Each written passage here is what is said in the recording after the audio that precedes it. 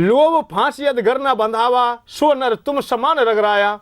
जिस मानव के हृदय में अर्थात गले में लोभ की फांसी ना हो, वो तो तुम्हारे समान है, अर्थात वो भगवान के समान है, ईश्वर के समान है। तन को पुष्ट करने के लिए टेलीविजन पर भी देखते हैं कई संत लोग हैं जो तुम्हें व्यायाम भी कराते हैं और औषधि भी तुम्हें दे देते हैं साथ साथ में। और कई संत हैं जो तुम्हारे मन को पुष्ट करते हैं, अर्थात अच्छे अच्छे प्रवचन सुनाते हैं जिससे मन पुष्ट होता है।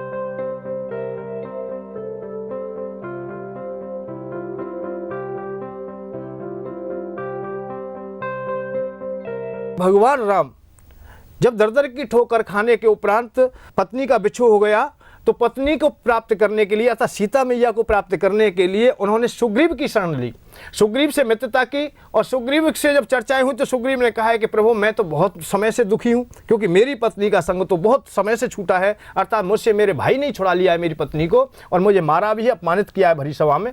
तो भगवान राम ने कहा है कि मेरा दुख तो आजकल का है, नज़दीक का है, तुम्हारा पुराना है, इसलिए तुम्हें मैं सुखी करता हूँ।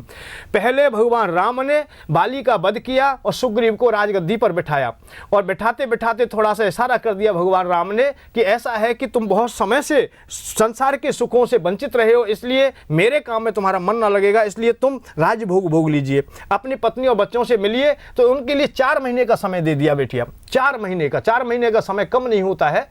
और 4 महीने के बाद भी जब सुग्रीव शरण में नहीं आया, अर्थात उनकी खबरिया नहीं लिया था, खबर नहीं लिया है, तो भगवान राम को यह क्रोध होता है। और उस क्रोध को आधार बनाकर लक्ष्मण भैया जब उनकी नगरी में पहुंचते हैं, पंपापुरी में पहुंचते हैं, तो वो भेल हो जाता है, दुखित हो जाता है और बहुत भयभीत होता है।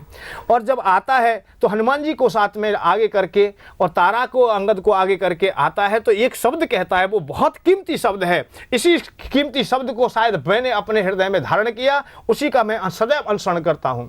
वो शब्द ये है कि सुग्रीव ने भगवान राम के सामने एक ही बात कही, हे प्रभु ही दीनानाथ, हे कृपा निधान, लोभ फांसी अधगर न बंधावा, सो नर तुम समान रगराया।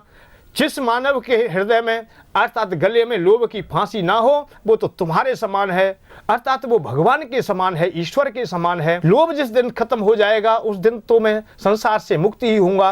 और कोई भी संसार में ऐसा भी कोई संत महात्मा मुझे दिखाई देता है तो वो परमात्मा का स्वरूप है, अर्थात वो स्वयं परमात्मा है, मेरा गुरु है, मेरा आराध्य है। ऐसे संतों के लिए मैं सत प्रणाम करता हूँ।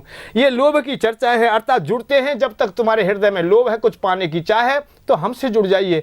इस समाज में संतों ने बड़ी व्यवस्थाएं की है, कोई तन का पुष्ट करता है, कोई मन को पुष्ट करता है। और आज तुम्हारे सामने ये कर्मयोगी बाबा बैठे हैं, ये तुम्हारे धन को पुष्ट करने के लिए है। जैसे तन को पुष्ट करने के लिए टेलीविजन पर भी देखते हैं कई संत लोग हैं जो तुम्हें व्यायाम भी कराते हैं और औषधि भी तुम्हें दे देते हैं साथ साथ में। और कई संत हैं जो तुम्हारे मन को पुष्ट करते हैं, अर्थात अच्छे अच्छे प्रवचन सुनाते हैं जिससे मन पुष्ट होता है। परंतु इन समस्त क्रियाओं को बलिष्ठ देने के लिए, अर्थात धारण करने के लिए अर्थ की आवश्यकता होती है। अर्थ के बगैर ना तो तुम स्वास्थ्य को बढ़िया रख सकेंगे और ना मानसिक अवस्था को ही अच्छी रख सकेंगे। इसलिए इन दोनों अवस्थाओं को भी पुष्ट करने के लिए अर्थ चाहिए। और अर्थ के लिए तुम्हें मुझसे जुड़ना पड़ेगा, अर्थात कुबेर भगवान से जुड़ना पड़ेगा। कुबेर भगवान के अलावा तुम्हें कोई भी मार्ग नहीं दिखाई देगा जो अर्थ दे सकेगा। केवल एक मार्ग है जो कुबेर भगवान का है।